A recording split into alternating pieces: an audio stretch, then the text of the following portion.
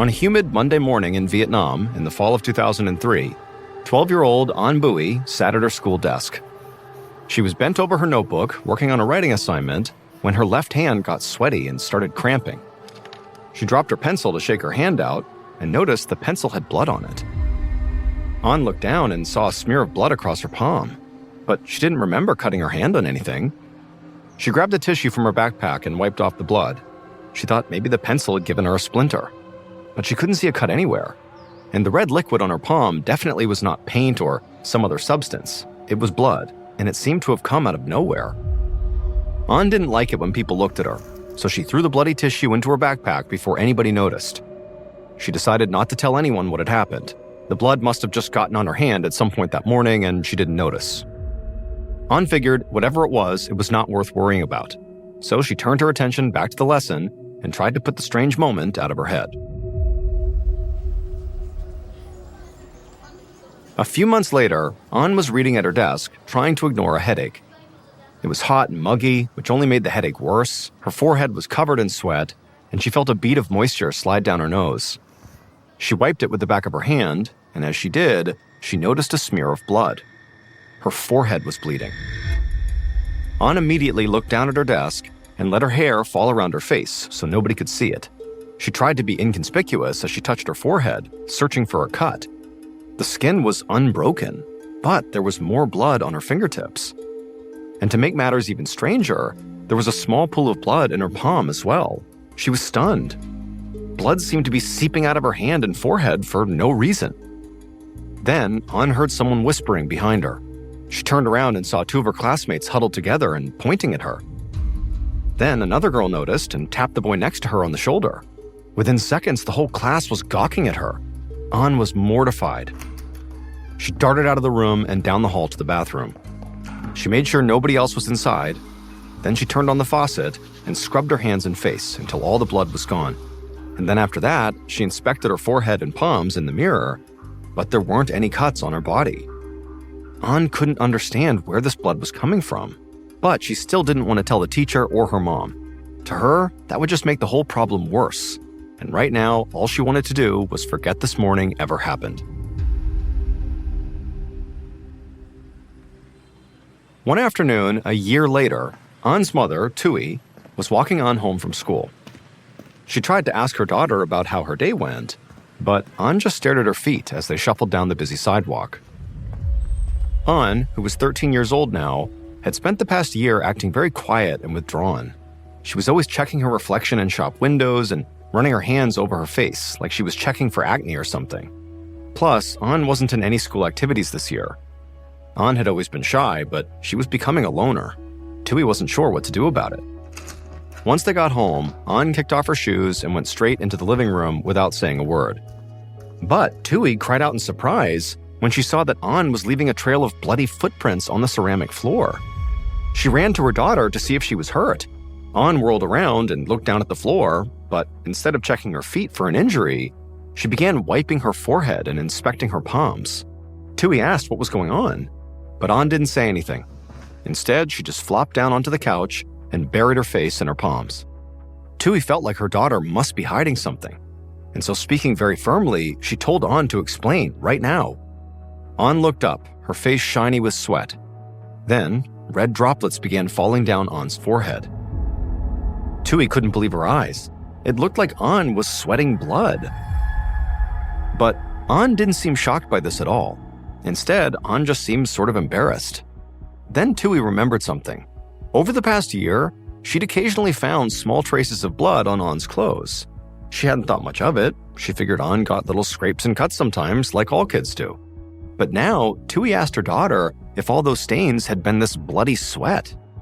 An nodded and said yes, then burst into tears. An said she was absolutely miserable. For the past year, in addition to sweating blood, she'd been spontaneously bleeding from her palms, the soles of her feet, her scalp, sometimes her arms and legs, and even her torso. And so her classmates thought she was really weird, and they made fun of An every time this happened. And also her friends didn't talk to her anymore because of the bleeding. The whole school basically shunned her for being this freak. An said she had tried her best to hide the bleeding, but Occasionally, she would bleed through her school uniform and everybody would see. Tui didn't know what to think. She couldn't believe that she hadn't realized this was going on. But at this point, all she thought was her daughter clearly needed help. She had to get on to the doctor as soon as possible.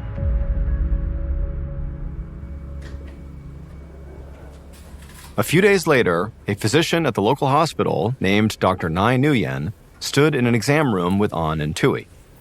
As she inspected An's scalp, An explained how this spontaneous bleeding had basically made her a laughingstock at school and was ruining her life. Now, Dr. Nguyen could tell that An was clearly deeply distressed here. But far more pressing to the doctor were these symptoms. They were so confusing. Dr. Nguyen had never heard of anybody spontaneously bleeding from their extremities like this. It was totally alarming, and while Dr. Nguyen would never say this out loud, especially to An, it was a bit creepy too.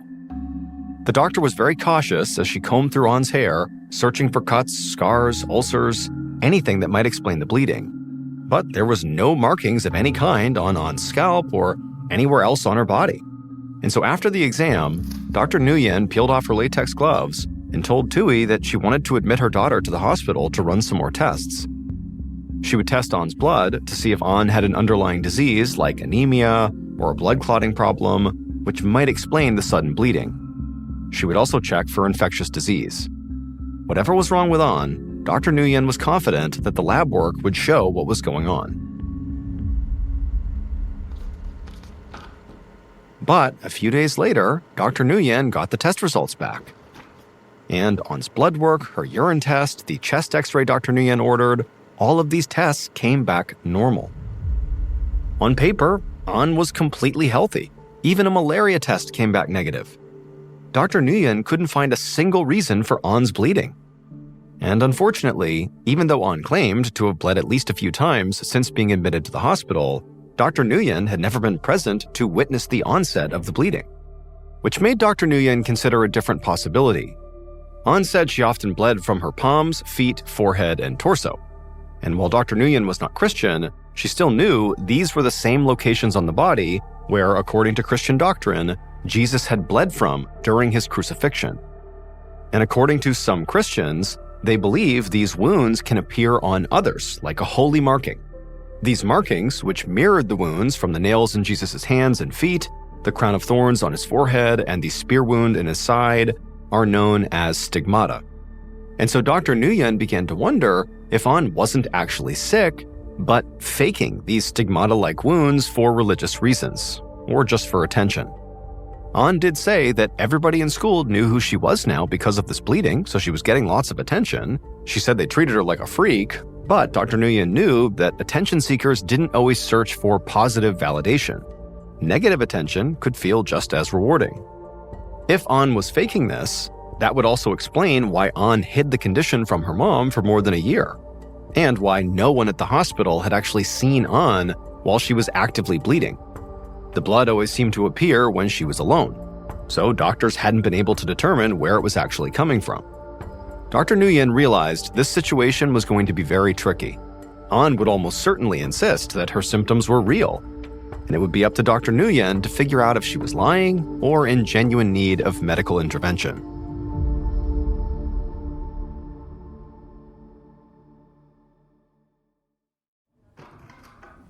The next morning, Dr. Nguyen walked into An's hospital room as An was finishing breakfast. Tui sat in a chair against the wall, flipping through a magazine. Dr. Nguyen closed the door for privacy and told Tui and An about the test results. She explained that without any evidence, it was going to be very difficult to diagnose An with a medical condition. As An and Tui absorbed the news and looked pretty upset about it, Dr. Nguyen turned to An and told her very gently that, school can be very stressful and bullying especially can make people really upset.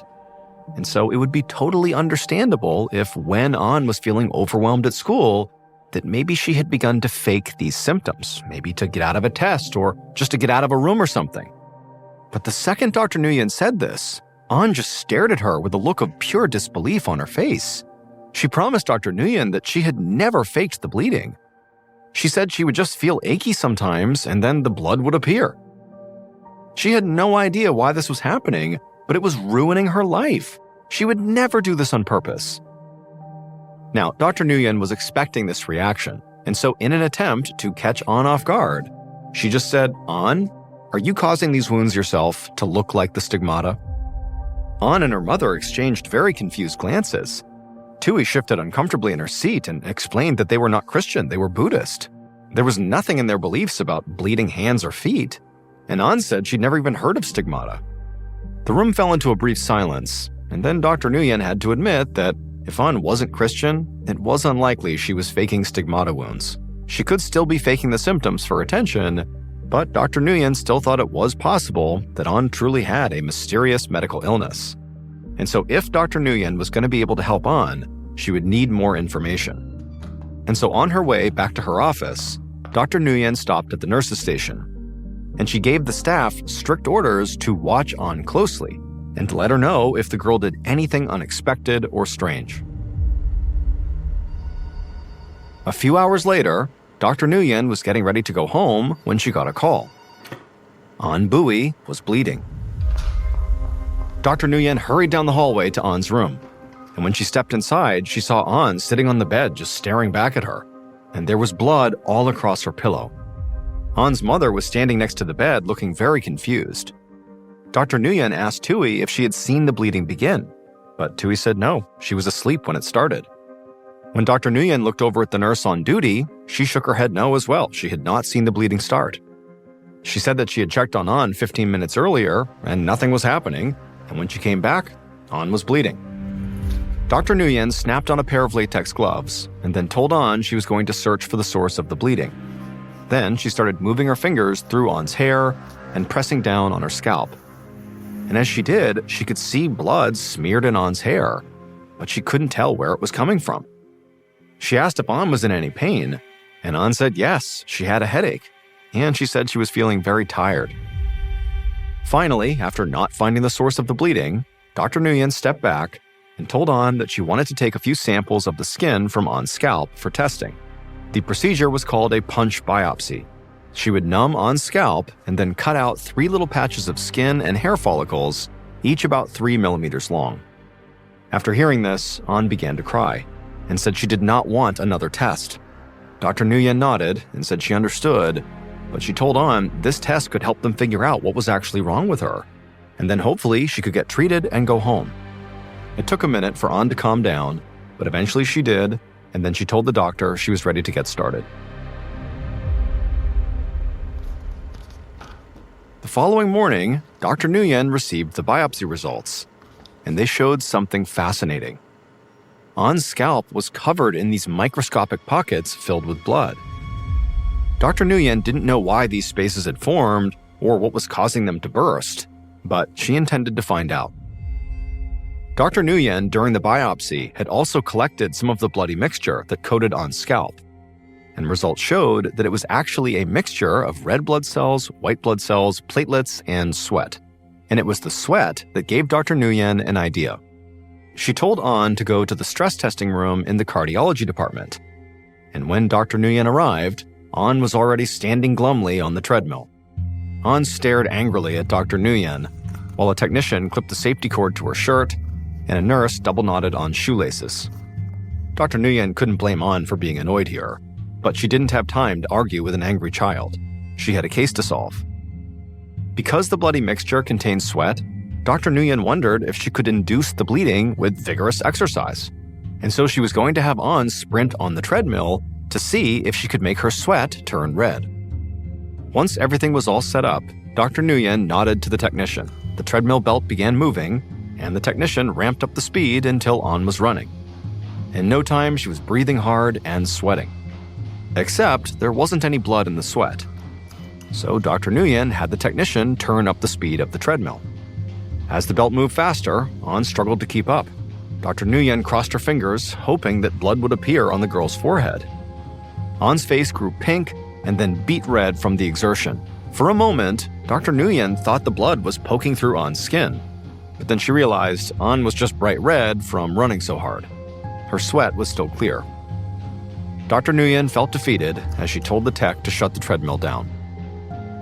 Dr. Nguyen forced herself to smile. She told An she did great work, but she was secretly very frustrated. If a stress test didn't cause the bloody sweat, Dr. Nguyen didn't know what would, and so it made her turn back to her initial suspicion that An might somehow be causing the bleeding herself. Now, she couldn't understand how An might make her own scalp bleed, but it had been more than a week, and still no one at the hospital had seen the actual onset of An's bleeding. Her own mom hadn't even seen it. And so if An was deceiving everybody, then Dr. Nguyen wanted to put an end to it, today. And so Dr. Nguyen pulled An's nurse aside and told her to sit by An's bedside overnight and to watch the child like a hawk. She told the nurse not to leave An alone, not even for a moment.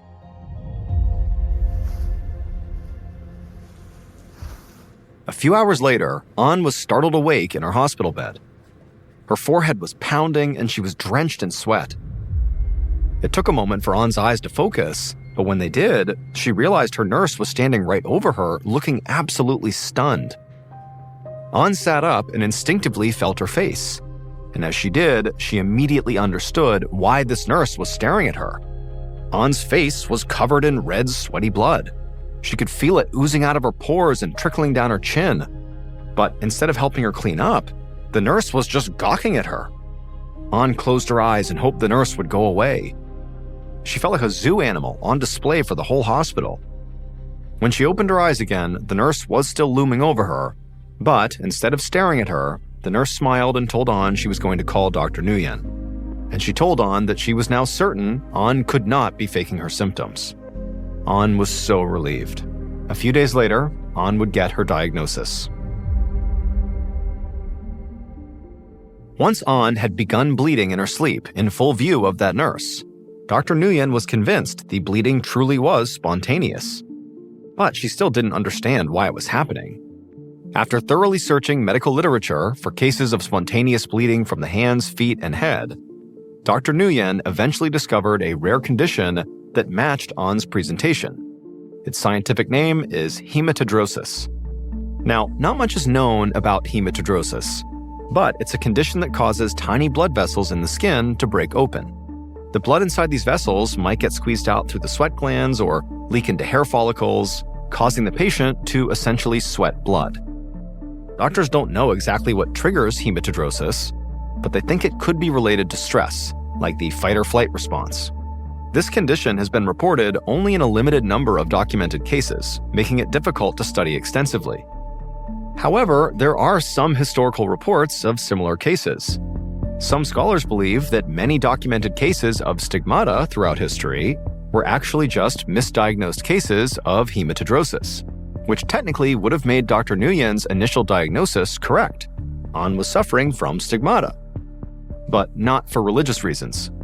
In fact, Dr. Nguyen never discovered what actually caused An's bleeding episodes. But she did find a way to cure them. Dr. Nguyen prescribed An lorazepam, a mild benzodiazepine commonly used to treat depression. It helped reduce An's anxiety, and after 2 months on the medication, the bleeding stopped.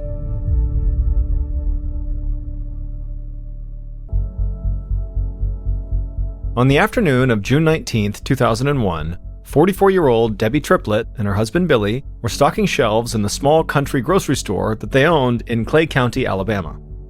Billy and Debbie had run the store together for almost 20 years, and they had stocking shelves down to a science. They barely even had to look while they were doing it. So today, like most days, they spent the time talking and joking with each other. For as long as they'd been doing this, Billy and Debbie never got bored working at the store together. In fact, they didn't understand how anyone would get bored working with the person they loved, because the two of them had been pretty much inseparable from the moment they met back in 1982. At the time, Billy, who was 8 years older than Debbie, already owned the grocery store, but he'd been having trouble running it by himself. So, when Debbie came in looking for a job, he'd hired her right away. And it didn't take long for them to discover that they had a lot in common. They were both single parents, they loved living in a small town where they knew their kids would be safe, and they could talk to each other for hours without ever running out of things to say. Billy and Debbie's relationship had quickly gone from boss and employee to boyfriend and girlfriend to husband and wife.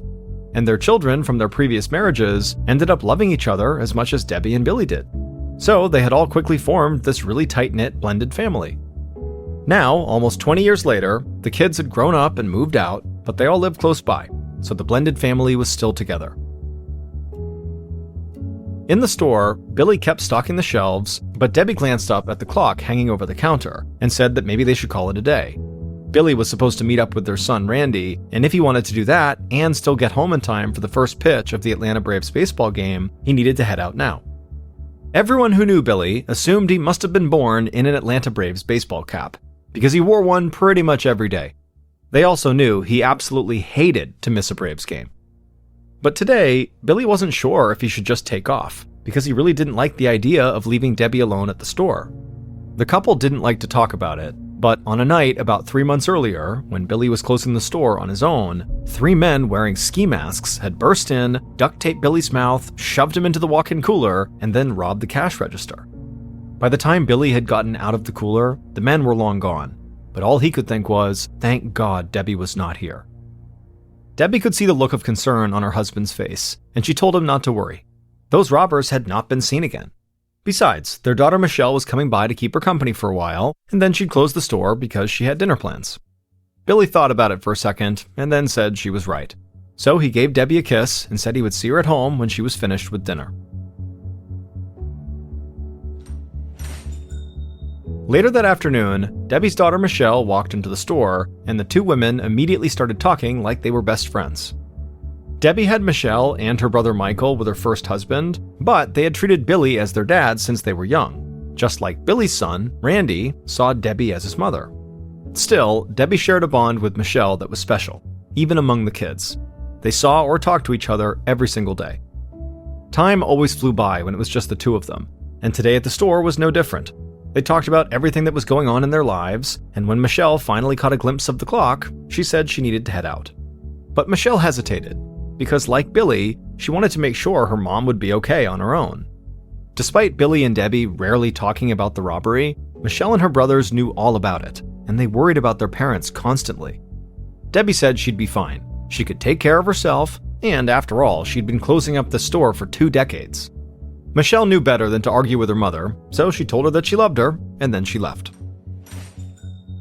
Debbie worked a while longer on her own, then started closing the store. She emptied the cash register and put all the money into a metal lockbox. She turned off the lights and walked outside with the box under her arm. Then she locked the door behind her and climbed into her minivan that was parked out front. And as she drove down the secluded country road outside the store, Debbie felt excited about her dinner plans, and she hoped the Braves were winning so Billy would be in a really good mood when she got home.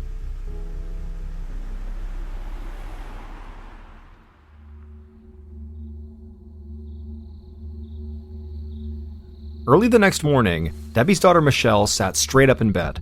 Sweat dripped down her forehead, and she could feel her heart pounding. She was terrified, like she'd just had a nightmare.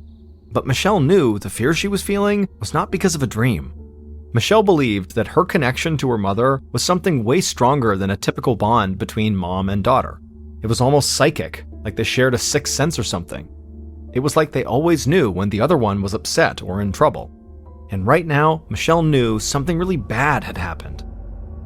She reached over and grabbed her phone off the bedside table and called her mom. When she didn't get an answer, she immediately hung up and called her brother Michael. The second she heard Michael's voice, she said something was wrong with their mom, and since he could get there faster, he needed to get over to her house right away. Michael never doubted the intense connection between his sister and his mom, so he said he was on his way out the door. Michelle hung up the phone, got dressed, and ran out to her car. She sped down the road that cut through most of the small rural towns in Clay County, and then a few minutes later, she turned onto a dirt road that led to her parents' house. As Michelle pulled up in front of the house, she saw her brother pacing back and forth in the yard, and she heard the sound of a police siren in the distance. Michelle got out and ran straight to Michael. He wrapped his arms around her tight and just said, "Sister, they're gone."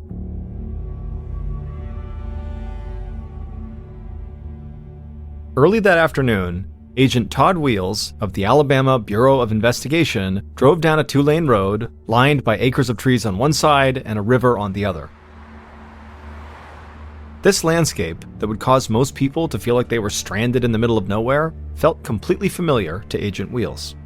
He'd grown up in Clay County, which was not too far from here, so for him, it was like he was coming home. That morning, a call had come into the bureau from the Clay County Sheriff's Department. County deputies had responded to a 911 call at Debbie and Billy Triplett's house. The second they walked inside, they knew the Sheriff's Department did not have the resources to handle this case, so they had asked the state police for help.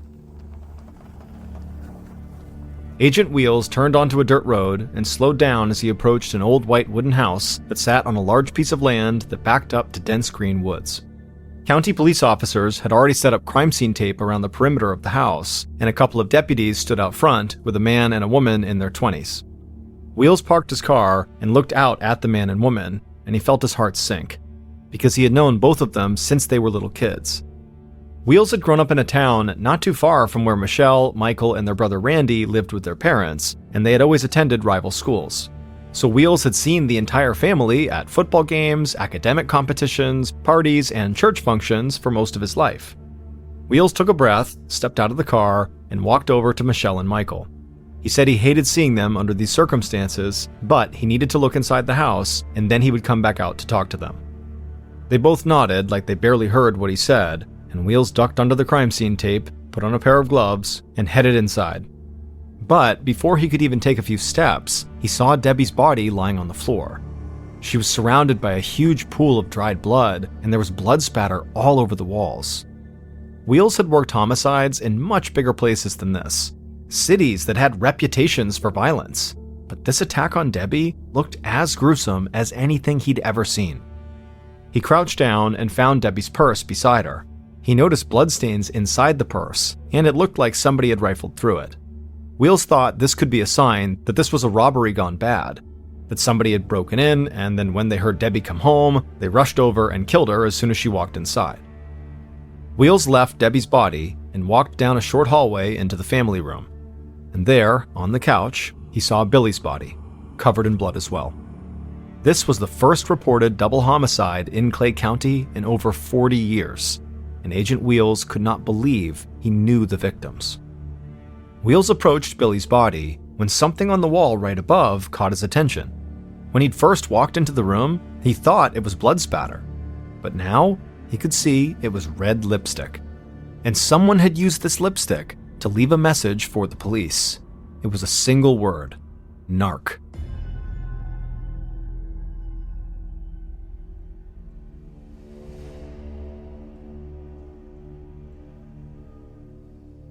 At 4 p.m., several hours after Agent Wheels arrived at the scene, he was back in the family room, staring at the lipstick on the wall for what felt like the 10th time that day. But now he was with members of a state forensics team that had just arrived. Wheels had gone outside earlier to check on Michelle and Michael, and to ask them if they knew what their parents had been doing the night before. Michael said that he and his wife had met his mom for dinner after she closed the store, and then as far as he knew, she went straight home. And both siblings assumed that their dad had watched the Braves game and then just stayed in for the night. Back in the family room, Wheels and the forensics technicians could still not get over the violence that was inflicted on Billy. This was even more brutal than the attack on Debbie. This kind of rage made Wheels think that the attack must have been carried out by someone who had a close emotional connection to Billy, or by someone who was out for revenge. And the word narc also had strong connections to the drug world. As Wheels stood there, fixated on the wall, he heard people shouting outside, and he snapped out of his trance. He immediately turned around and ran out of the house. In the front yard, Wheels saw a man physically struggling with two deputies and yelling that he and his siblings needed to get inside. Their parents were in there. Wheels recognized this man as Billy's son, Randy. Back when they were teenagers, Wheels and Randy had been on their respective high school's Scholar Bowl teams, and they had developed a friendly rivalry with each other at academic competitions. Wheels darted across the yard, joined the deputies, and in his calm southern accent, told Randy he needed to back off. Randy stopped struggling and looked up at Wheels, and this look came across Randy's face like he didn't understand why this man was standing there. Randy squinted a little and then just said, "Tom?" Agent Wheels said he wished this was not how they were seeing each other for the first time in a while, but he needed Randy to calm down and step back. Randy took a deep breath and apologized to the deputies. He told Wheels he had lashed out because he was mad at himself.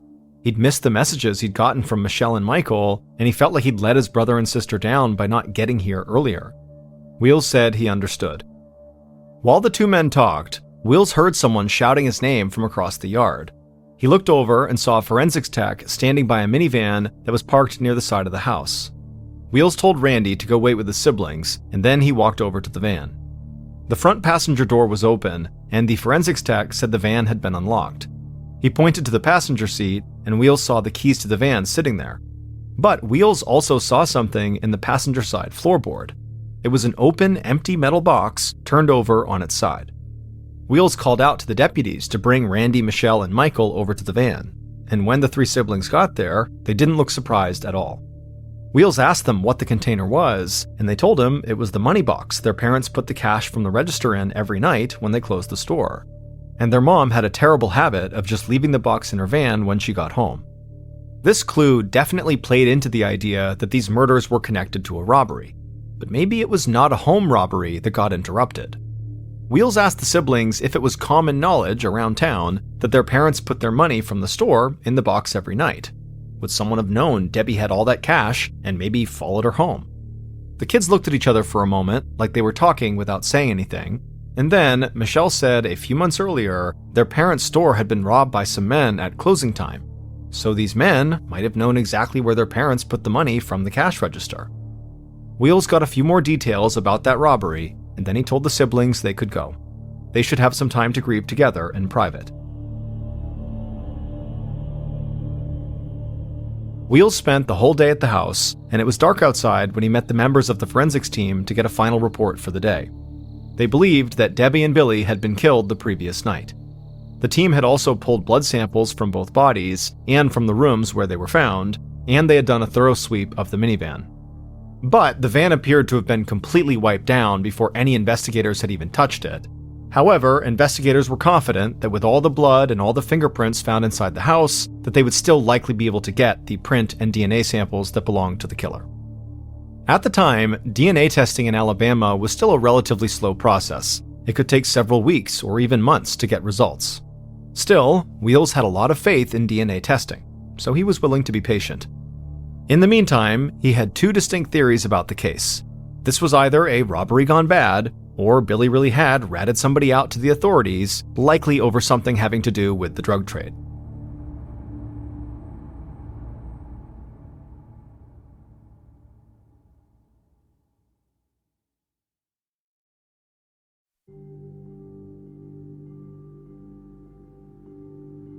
On June 21st, so the day after the bodies had been discovered, Agent Wheels followed Michelle into her house, which was just a few miles away from her parents, and they sat down together in the small front room. Wheels spoke in the calm voice he almost always used on the job. He said he didn't want to imply that anybody was lying, but he had met with county police, and they had no record whatsoever of a robbery that took place at Billy and Debbie's store. So Wheels wanted to know what Michelle and her brothers had been talking about. Michelle sighed. She and her brothers were telling the truth. There had been a robbery. Their parents had just never reported it. Wheels looked totally confused by this. Why on earth would they keep something like that to themselves? Michelle laughed a little and said it was stupid, but her dad had been illegally selling wine and beer, and even a little moonshine out of the back of the store. And he thought if he reported the robbery, the cops would find out about it. In 2001, Clay County, Alabama was what's known as a dry county. This meant it was illegal to sell any alcohol within county limits. When Agent Wheels heard this news about Billy, he laughed just like Michelle had. This was the kind of thing he'd heard about his whole life growing up in Clay County. He knew Billy wasn't running some major bootlegging operation like people had done back during Prohibition. Instead, he was most likely just selling booze to his friends and to some people from town. But at the same time, Wheels could not shake the image of the word narc written on the wall above Billy's body. So he told Michelle he was not worried about Billy selling alcohol to his friends, but he needed to know if Billy was selling anything else illegal. Was Billy mixed up in the local drug trade? This question absolutely floored Michelle. She said there was no way her dad was dealing drugs. Wheels listened, and he didn't say anything, but he agreed with her. And not just because he had known Billy and the family. Wheels was familiar with the growing methamphetamine problem in the area, and he knew from working with colleagues in the state narcotics unit that a lot of the drugs were coming in from out of state, and that Billy did not fit the profile of most local meth dealers and users, who were often younger guys who didn't have steady jobs. So Wheels stood up and told Michelle that was all he needed for now. He said he'd check in with her as often as he could. But before he made it to the door, Michelle told him to wait. Wheels turned and walked back toward her. Michelle said again there was no way her dad was mixed up with drugs. But she did know somebody who was. It was a guy named Leonard Southers, and he happened to be one of Billy and Debbie's closest neighbors.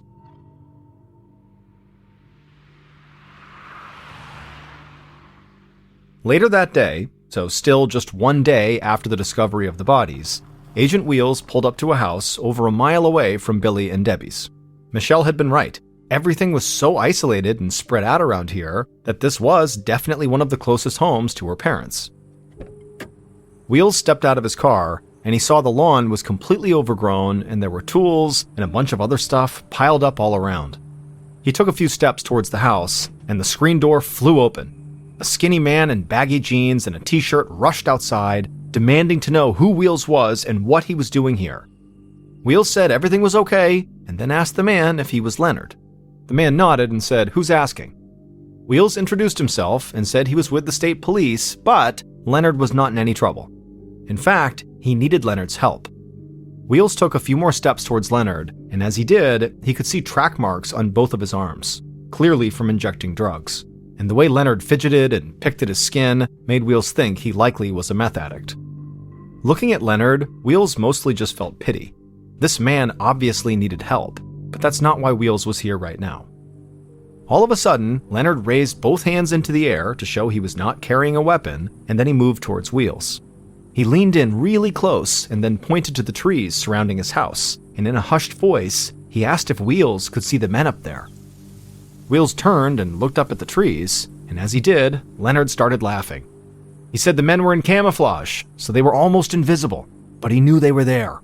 And he knew they were men like Wheels, agents that the government sent to watch him all the time. As calm as Wheels was, and as genuinely sympathetic as he tried to be whenever he was working a case, he knew he could change his personality on a dime when he needed to. It was like there was a switch in his head, and in that moment, Wheels flipped the switch. He stood up to his full height, raised his voice, and said Leonard was absolutely right. There were agents hiding in the trees. And if Leonard didn't tell him everything he knew about the deaths of Billy and Debbie Triplett, these agents in the trees would swarm. They would take Leonard away, and he would no longer be a free man. Leonard suddenly looked scared, but he quickly said he did want to help. He had heard Billy and Debbie got killed, and he was sad about it. They were nice people, both of them. Wheels flipped the switch again, and his calm voice came back. He told Leonard if he wanted to help, he needed to tell the truth and admit if he had gone over to Billy and Debbie's house to rob them, maybe for drug money. Leonard shook his head. He would never steal from them or try to hurt them. Wheels spoke with Leonard a while longer in the front yard, and by the time he left, he had a primary suspect. Leonard was a drug addict, and he was extremely paranoid. There was even a chance Leonard had convinced himself that his neighbor Billy was going to turn him in to the police for buying and using drugs, which in Leonard's mind would make Billy a narc. In the days following the murders, Agent Wheels had his team dig into Leonard's background and his history of drug use. Still, Wheels did not want to overlook anything, especially if it was because of a personal bias. He did not believe that Billy or Debbie had any connection to the local drug trade, but he needed to make sure. He asked for help from the state narcotics unit, and they said they would search their records to see if Billy or Debbie ever appeared as suspects or informants, or if any agents knew anything about them. In the meantime, Wheels was still waiting on the results of the DNA tests from the blood samples taken at the crime scene. But he did get an update on the fingerprints found throughout the house. At this point, all of the prints that had been pulled matched Billy, Debbie, and their kids, who had provided prints to the county police. So investigators figured the killer must have worn gloves, which probably meant they would not find any useful prints on the cash box either. This was not surprising, but Wheels still got frustrated. The investigation was in its early days, but he had hoped he might get lucky with the fingerprints and find a clear piece of evidence that pointed to the killer. Wheels always felt a real responsibility when investigating a murder to try to bring the killer to justice as quickly as possible, but he knew this case was something different. He had never worked a homicide where he actually knew the victims and their family, and so every day that he didn't find the killer made him feel like he was letting Michelle, Michael, and Randy down. About a week after the murders, Wheels got word from the narcotics unit that they didn't find anything on Billy or Debbie. It seemed pretty clear they had no connection to illegal drugs. In addition to that, because Billy and Debbie never filed a report about that store robbery, there were no leads on the men who had committed that crime. So, Wheels was basically where he'd been a week earlier, with the drug addict Leonard as his primary suspect. Still, Leonard being an addict and being paranoid about men in the trees did not automatically make him a killer. Wheels had to find something concrete to tie him to the murders. And about 1 week later, Wheels was going back over his notes when he got a phone call. And as soon as he heard the caller's nervous, shaky voice, he knew it was Leonard. And Leonard said that Wheels needed to come to his house right away because he had found blood on his money.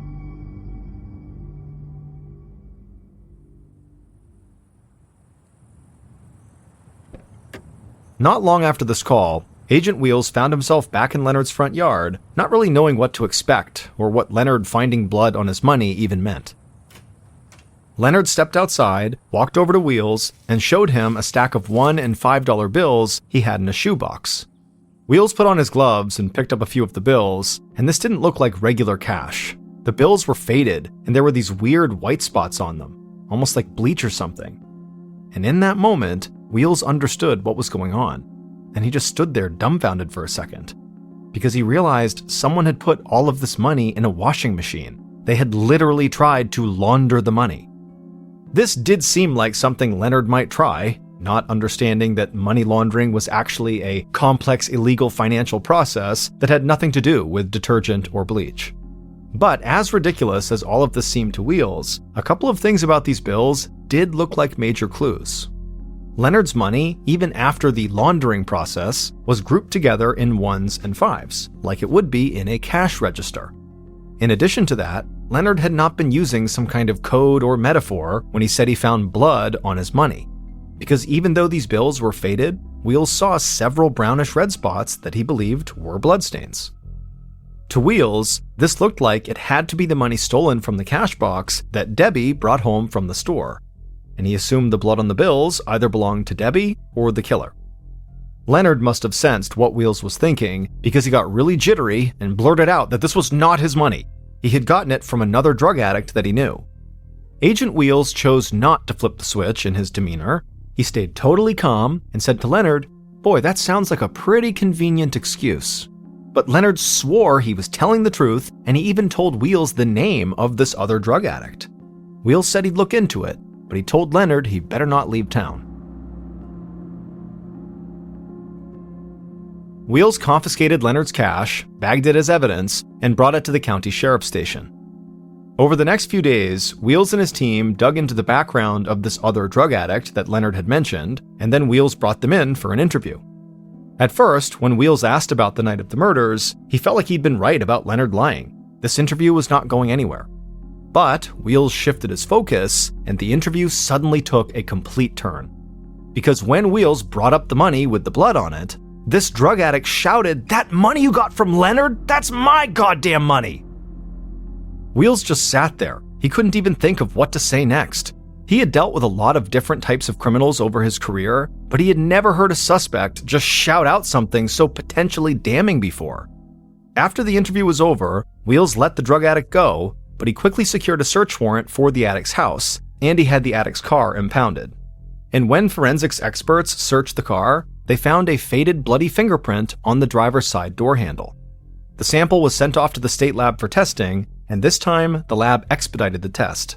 So on July 26th, a little over a month after the murders, Agent Wheels got back those test results, along with the results from the initial DNA samples taken from the house. And Wheels knew he had found Billy and Debbie's killer.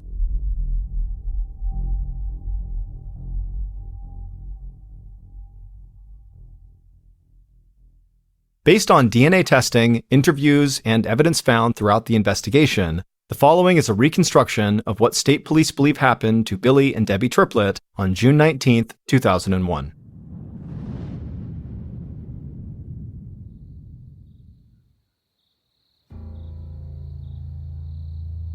That night, the killer quietly walked into Billy and Debbie's kitchen. They could hear the Braves game coming from the TV in the family room. The the killer opened a drawer and pulled out a sharp knife. They carefully slid the knife into their back pocket and then walked into the family room. Billy sat up on the couch, and the killer immediately started shouting at him. Billy shouted back and was about to get off the couch, but the killer ran across the room and leapt on top of him. They struggled, but the killer pinned Billy down and, without even looking, grabbed something heavy off the coffee table and started wildly slamming it into the side of Billy's head. Blood sprayed on the walls and all over the couch as Billy stopped moving. The killer got up, drew the knife from their pocket, grabbed Billy, and slit his throat. But the killer didn't stop. They kept digging the knife deeper into Billy's neck until they had almost decapitated him. Finally, the killer stepped back, walked away, and went to the kitchen. They washed the knife off, rinsed their hands and face, and set out some cleaning supplies. Then they picked the knife back up, went to the family room, sat down, and waited while the baseball game kept playing on TV. At 10 p.m., a few hours after the killer had arrived at the house, they heard a car pull up outside. They quickly turned off the TV and ran toward the front of the house, carrying the knife and the blunt object they'd attacked Billy with. They flipped off the light in the entryway and crouched down against the wall not far from the door.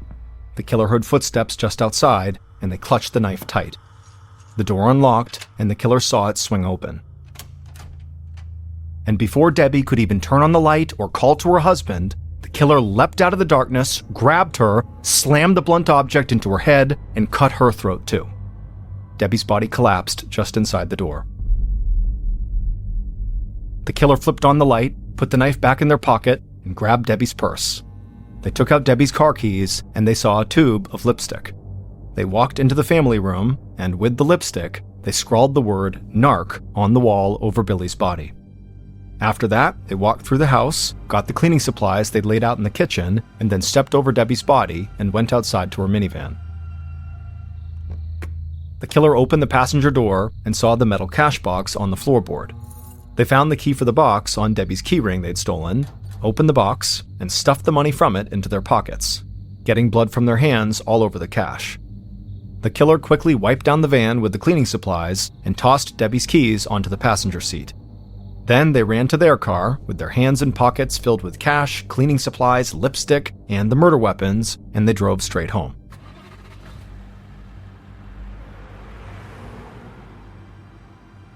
The following morning, the killer woke up and saw several messages, but they ignored them and waited until later in the afternoon to go back to their parents' house.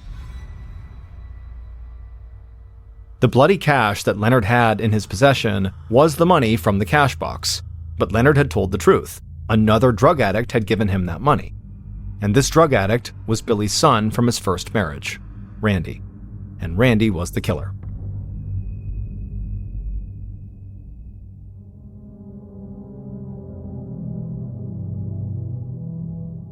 It turned out Randy's drug habit had been going on for years. He struggled to get work, and he almost never had any money. Billy had continually bailed his son out financially, but recently, Billy, and especially Debbie, had just had enough, and Billy had met with his son more than once to tell him they were cutting him off. On the night of the murder, Randy already felt angry and betrayed by Billy and Debbie, and so when he got to the house and saw his dad on the couch, he begged him to give him more money. But Billy said no way, he needed to get his act together and clean up his life. After that, Randy got the knife, argued with his dad again, and then attacked him on the couch with a blunt object, and then slit his throat. Hours later, Randy used the same weapons to kill Debbie. After murdering his dad and stepmom, Randy had the idea to try to make it look like a drug-related murder, so he wrote "narc" on the wall in lipstick. And he figured if that didn't work, police would assume this crime was connected to the earlier robbery at his parents' store. And Randy was right. Investigators focused on both of these theories. But during the investigation, Randy started to panic. And at one point, he literally tried to clean the blood off the cash he had stole in the laundry machine, but when that didn't work, he just gave the bloodstained cash to Leonard, assuming Leonard would hold on to it for him and keep quiet until the investigation died down. But Leonard called Agent Wheels and told him that Randy, who he'd known for a long time and who he did drugs with, was the person who gave him this money. Then, when Randy came in for questioning, he inexplicably shouted out that the blood-stained money was his. Wheels then moved in on Randy, his former Scholar Bowl rival, and had his car impounded.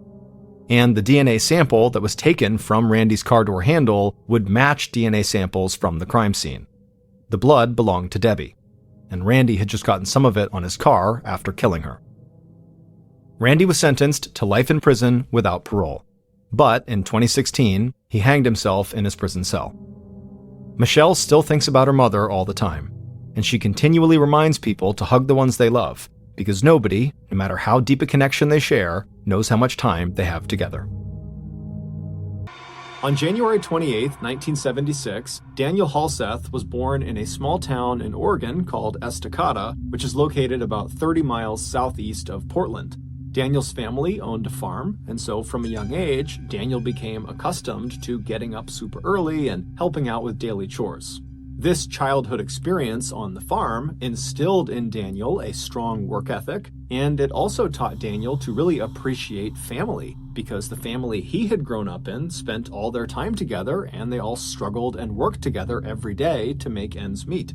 In high school, Daniel really began to blossom. He had this wonderful energy and huge radiant smile that drew people to him, and he was just one of those people that was just naturally gifted at everything he did, and it seemed totally effortless. During his high school years, he picked up playing the piano as well as the drums, and his classmates affectionately nicknamed him Drummer Dan. Daniel was also amazing with anything to do with computers or technology, and Daniel was just very handsome and very athletic and fit, and so he was really the guy that everybody wanted to be. But despite having all of these things going for him, Daniel was dealt a major blow in 1994 when he was in his junior year of high school. That year, his father, who he was quite close with, died unexpectedly from a brain aneurysm. This was a crushing blow for a young man that still very much leaned on his father for guidance and support. But Daniel, like the rest of his family, found a way to just keep on going despite this immense heartbreak. In 1995, so a year after his father's death, Daniel would graduate high school and he would head to Salem, Oregon, where he would go to school and earn his bachelor's degree in music, and then he would stick around in Salem at another university and he would earn his master's in business. And it was during those years that he was in Salem that Daniel would meet a young woman named Elizabeth Schwarak, who had grown up in Salem. She, like Daniel, was incredibly hardworking and was just naturally good at everything she tried. She was also a model, and so when she and Daniel began dating, they genuinely looked like this beautiful Hollywood couple. In 2001, which was shortly after Daniel had earned his master's degree, he and Elizabeth got married. 5 years later, the couple, who now were the proud parents of 3 young children, 2 girls and a boy, they moved to Las Vegas because Daniel had found work there.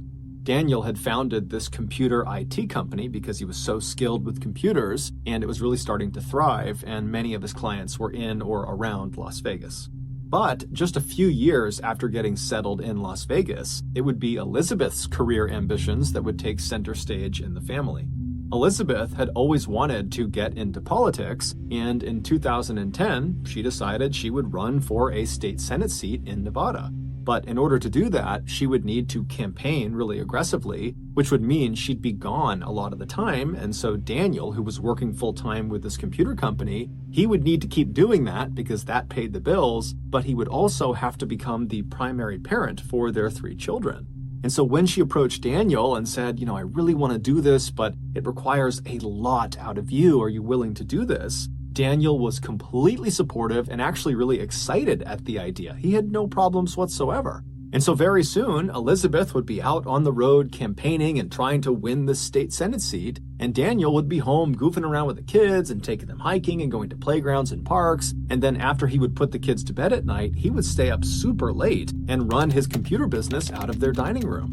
And all this additional hard work and sacrifice that Daniel was making for his wife paid off when later that year, on November 2nd, Elizabeth, who had run this incredible campaign that was built on family values and wholesomeness and morality, she would win the state Senate seat, which shocked the state of Nevada. And even more impressive, she would become the youngest woman to ever be elected to Nevada legislature at just 27 years old.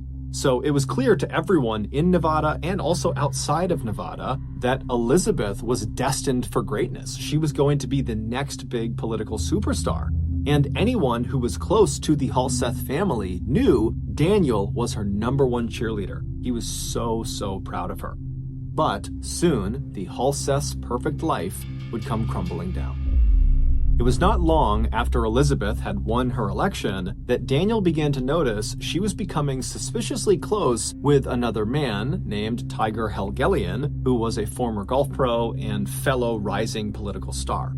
After noticing his wife constantly texting with Tiger, Daniel would actually reach out to Tiger directly and beg him to stop messaging his wife and to just leave his family alone. But the texting and the calling and the interactions between those two would not stop. And then finally, in October of 2011, so less than a year into Elizabeth's first term as a state senator, Daniel would find out that his wife and Tiger had been away together alone on this long extended work trip. And so Daniel realized that almost certainly his wife was having an affair. And so when his wife came home from this trip and she was unpacking in their bedroom, Daniel walked into the room and he accused her of being unfaithful. And the argument that ensued got very heated, but it did not become physically violent. Basically, Daniel just screamed and yelled at Elizabeth, swearing at her and kind of losing his temper completely. But at some point, Elizabeth just said, "Daniel, stop." And Daniel would actually stop. And in fact, both Elizabeth and Daniel, when they were called this night, would say as soon as she said stop, Daniel stopped yelling and he left the room. Over the next couple of days, Daniel and Elizabeth would go to therapy sessions at their church, indicating that they both were making a concerted effort to try to salvage their marriage. But on October 21st, 5 days after this big blow-up fight about the affair, Elizabeth would go to police and she would claim Daniel had touched her inappropriately during the fight they had over the affair. And so Daniel, much to his shock, was arrested and charged with something called open and gross lewdness, which is effectively unwanted touching of another person. This accusation is quite common, especially amongst people at bars who are drinking. There's lots of unwanted touching that can happen there. But interestingly, this particular charge is cited as being one of the more frequently falsely accused offenses because the police do not require any physical proof to actually arrest someone. Basically, people are, in theory, able to get other people arrested simply by claiming they inappropriately touched them, even if there is not a shred of proof. It's basically one person's word against the other. After being found guilty of open and gross lewdness, Daniel was sentenced to 6 months of probation, anger management, and he had to register as a sex offender. Shortly after he was found guilty, Daniel filed for divorce. Their divorce, which was heavily centered on who gets custody of their 3 kids, was very contentious, it was very bitter, and it was very public.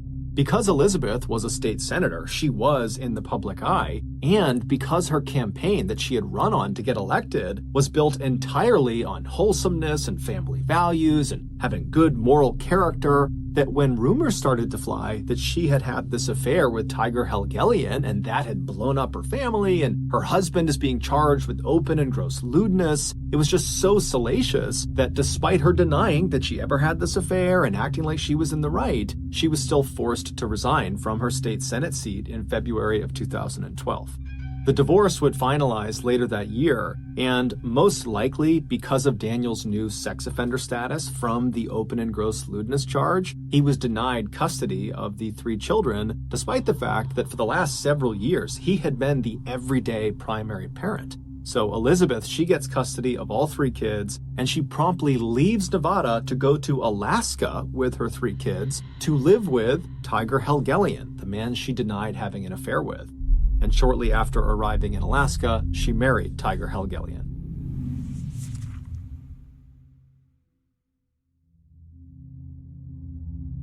Daniel was heartbroken. It was like his life had blown up in a matter of seconds. But most devastating of all was that his kids, who he called his 3 little angels, were now so far away from him, he couldn't even see them if he wanted to.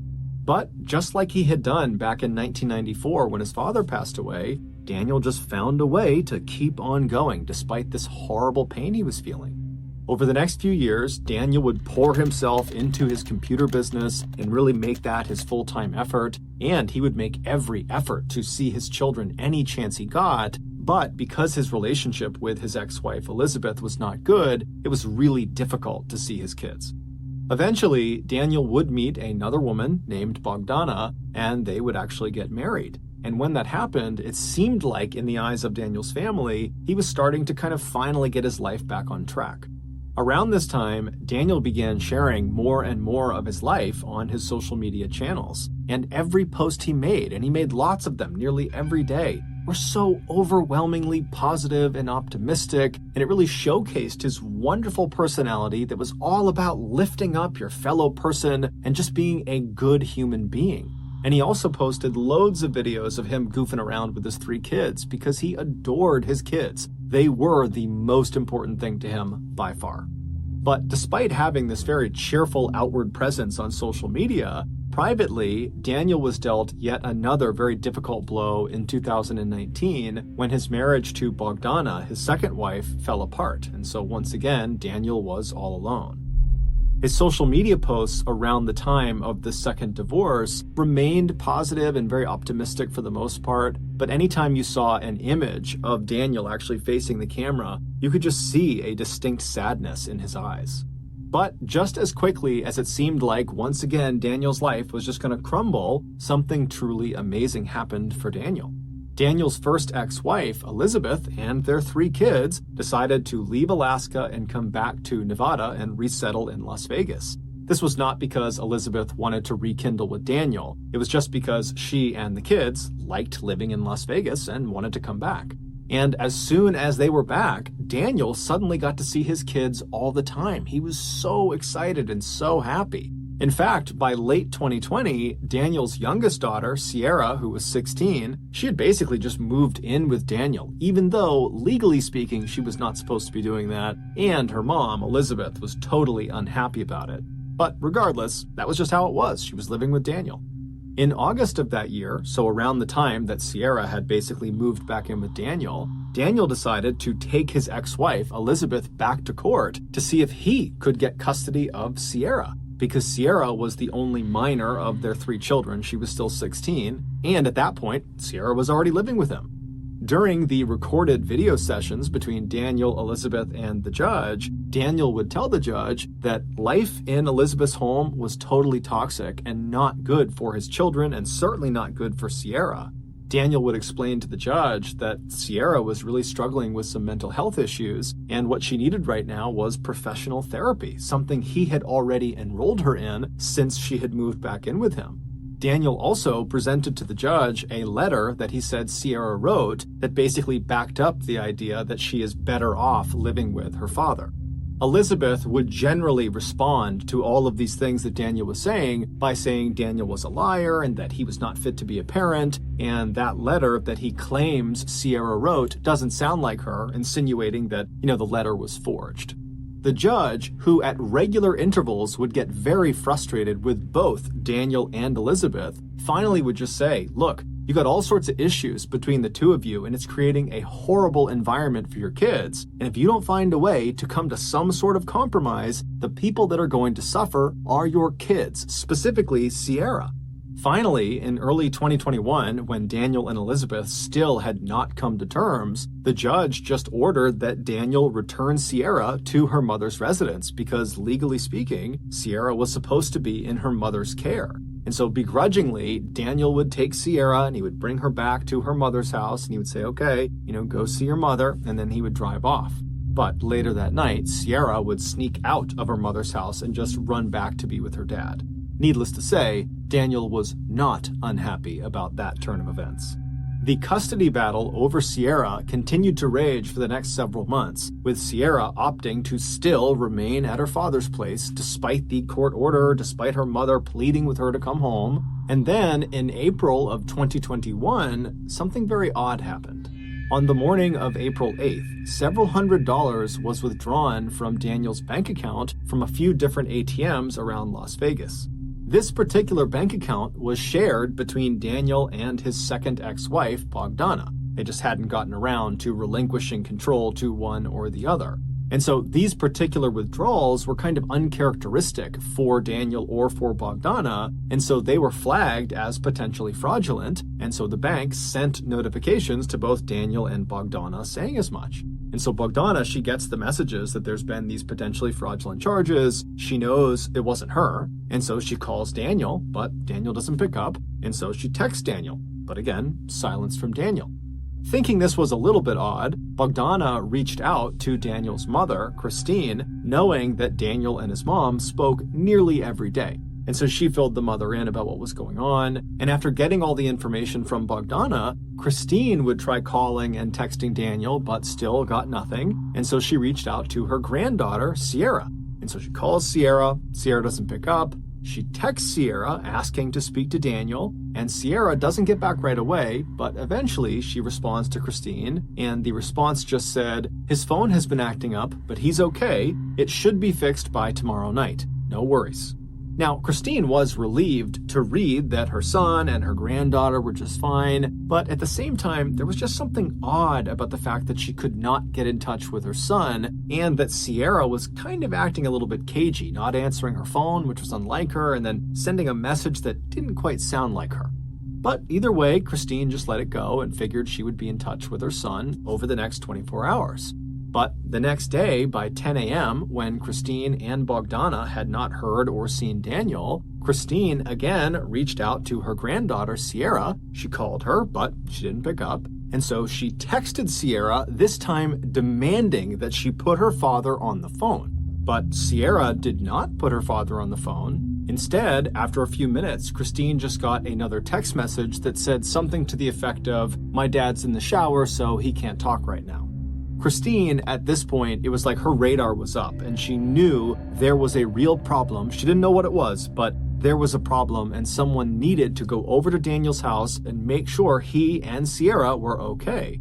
And so Christine contacted a woman named Peggy Newman, who was Daniel's landlord and a close friend of Daniel, and she asked Peggy, would you mind going and doing a welfare check at Daniel's house? And Peggy would say, of course, no problem, but I won't be able to get over there for at least several hours. So Christine said, no problem, but as soon as she hung up, Christine just was so anxious, waiting to find out what was going on with her son, that at 1:46 p.m., when still Peggy was out running errands and had not done the welfare check yet, Christine just called the police and asked them to do a welfare check.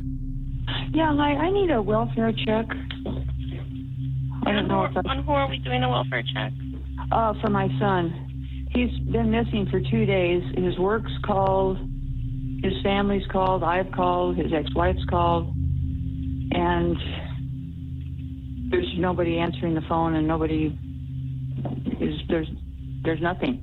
Nobody can get a hold of him, and then his work called, and they can't get a hold of him, and it's really, he just doesn't act like this.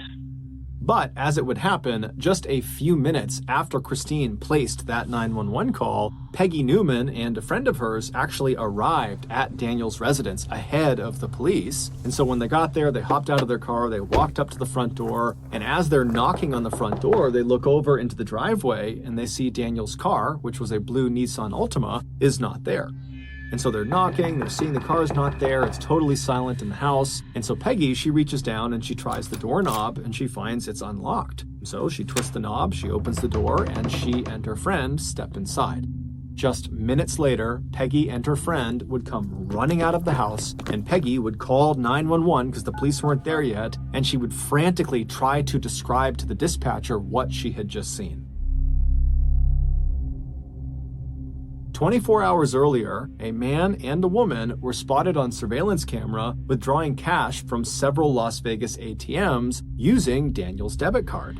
Those were the withdrawals that had been flagged as fraudulent and tipped Bogdana off that something could be wrong here.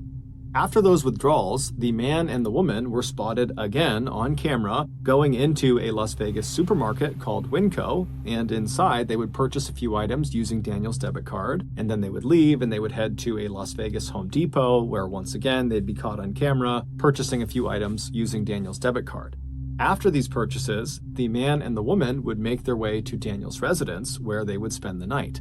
The following morning, Daniel's blue Nissan Altima car was spotted leaving Las Vegas at around 10:20 in the morning. That was about 3.5 hours before Peggy Newman and her friend went into Daniel's residence and then quickly turned around and ran out and called 911. When police finally did arrive at Daniel's residence on April 9th, and they pulled up and they saw Peggy Newman and her friend totally ashen-faced and pacing on the sidewalk, the police would get out, they would talk to those two, they would go inside of Daniel's residence, and they would see the horrible thing that Peggy and her friend had also seen.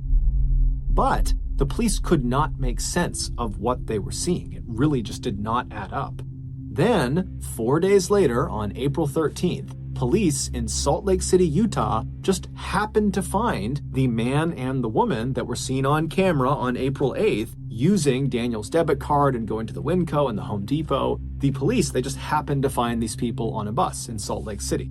And after going through the man and the woman's belongings, including their phones, the police would discover a video that these two had taken of themselves in the last couple of days that explained what was inside of Daniel's house. Welcome back to our YouTube channel. After murdering day 3 after murdering somebody. Whoa! Don't put that on the camera. It was worth it. The young man and young woman you just heard joking about having murdered someone was 18-year-old Aaron Guerrero and his 16-year-old girlfriend, Sierra Halseth, Daniel's youngest daughter. Allegedly, on the morning of April 8th, after Aaron and Sierra had pulled all that money out of all those different ATMs, they had gone to the Winco and purchased disposable gloves and bleach and drop cloths, and they had gone to the Home Depot and purchased a circular saw and saw blades and lighter fluid. And then they headed for Daniel's house. It's not been made public what actually occurred inside of Daniel's residence, but we can make a few assumptions. Daniel adored his children. There was no act there. He truly loved his children. And so it would never cross his mind that one of his children or one of their significant others would ever want to hurt him. And so when Sierra and Aaron went inside of Daniel's house, it would have been extremely easy to sneak up on Daniel or just kind of catch him off guard because he's not looking to put up a fight. He thinks he's around people that love him and respect him because he loves and respects them. But however the young couple did it, they would inflict up to 70 stab wounds in Daniel's body, most of which were in the back of his head. And then at some point during this vicious attack, they stuffed Daniel into a sleeping bag, and right in the middle of the living room of his house, they doused him in lighter fluid and lit him on fire. It's unclear what exactly killed Daniel or for how long he was actually conscious and aware of what was happening before he died. But it's very possible that Daniel had at least a small moment in time where he recognized his beloved little angel, Sierra, was actively trying to kill him. After Daniel was either dead or incapacitated, the young couple tossed their pocket knives into the sink, and then they retrieved their circular saw as well as a chainsaw and began attempting to dismember Daniel's body. But they were unable to do it, and so they just kind of set the saws down in the middle of Daniel's home with bits of Daniel stuck on the grooves of the saw. At that point, Aaron and Sierra attempted to destroy evidence inside of the house by scrubbing everything down with bleach, but it was totally ineffective. And so at that point, the couple decided they would just burn the entire house down, and that would destroy all the evidence. And so around the time that Christine texted Sierra and demanded to speak to Daniel, and Sierra wrote back, "Oh, he's in the shower, he can't talk to you right now," that was probably around the time that Sierra and Aaron were actively trying to burn the house down. But the fire they set was just not very big, and it kind of smoldered out. And so they would just kind of leave all of the evidence all over Daniel's house, and they would leave Daniel's destroyed and burned body kind of propped up against the door leading into the garage. And they would just leave the house, hop in Daniel's blue Nissan Altima, and at around 10:20 in the morning, they would leave Las Vegas. The only reason police were able to apprehend Aaron and Sierra in Salt Lake City a few days later was because the couple had made their way to Salt Lake City and hopped on a bus, and Aaron had not paid the fare. He had just snuck onto the bus. And so at some point, the transit authority had come through the bus, and they were asking people to show their tickets, and Aaron didn't have one. And so when they discovered this, they asked for his name, and when they entered his name into their system, it popped up that the Las Vegas PD were actively searching for him.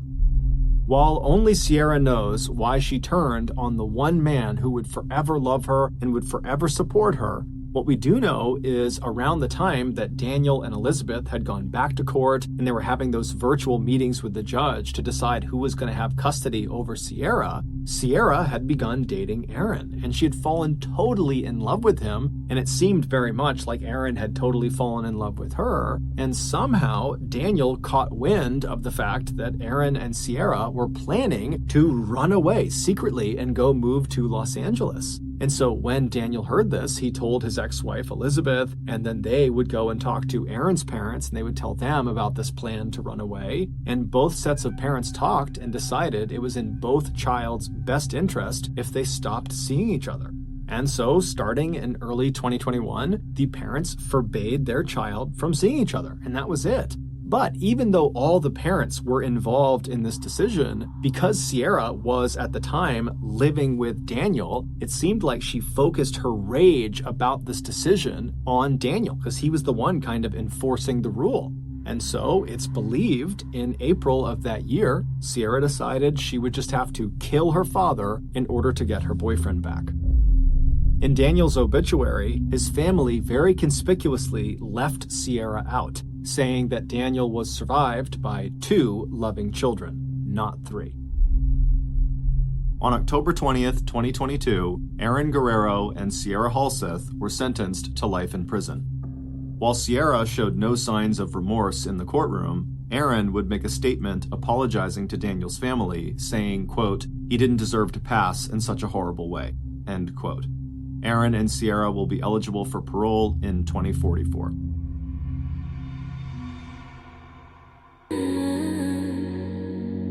Quiet eyes, yeah. Surrounded by faces, still feeling unseen. Laughing on the outside, drowning in between. Phone full of numbers, no one to call. I learned being noticed ain't the same as being known at all. They ask how you doing, I say I'm fine. That word learned how to lie over time. I master smiling, hiding the cracks, carrying weight that never shows on my back. I scroll through moments I wasn't invited to feel, watching life happen through someone else's reel. I'm present, I'm breathing, I'm here somehow, but my mind feels distant. Thank you for listening to the Mr. Ballen podcast. If you got something out of this episode and you haven't done this already, please move into the room directly above the Amazon Music follow button's apartment and then start hosting tap dance lessons out of your apartment. This podcast airs every Monday and Thursday morning, but in the meantime, you can always watch one of the hundreds of stories we have posted on our main YouTube channel, which is just called Mr. Ballen. We have a registered 501c3 charitable organization called the MrBallen's